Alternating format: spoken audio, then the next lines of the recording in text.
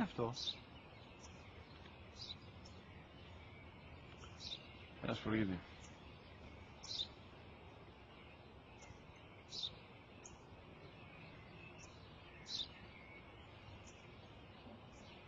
Τι είναι αυτό? Μόλις τώρα στο παπατέρα, σπουργίτι είναι.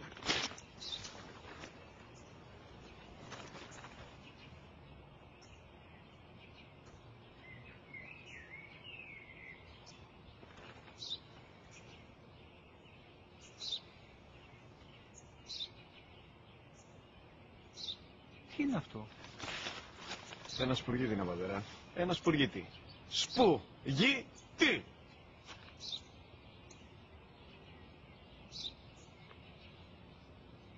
Τι είναι αυτό? Γιατί το κάνεις αυτό το πράγμα, μπορείς να μου πεις? Τόσες φορές σου είπα, είναι ένα σπουργίτι. Δεν το καταλαβαίνεις. Πού πας?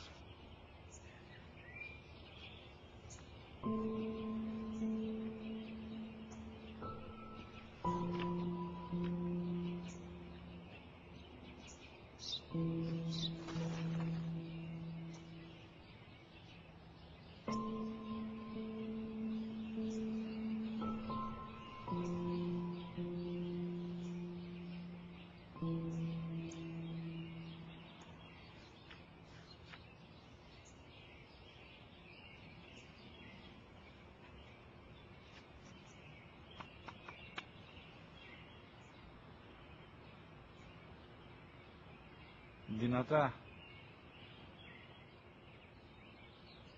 Σήμερα ο μικρός μου γιος που πριν λίγες μέρες έκλεισε τα 3 καθόταν μαζί μου έξω στο πάρκο όταν ένα σπουργίτι ήρθε και κάθισε απέναντί μας.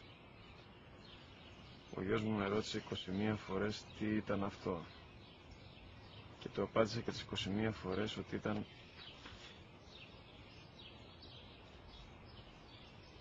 ένα σπουργίτι.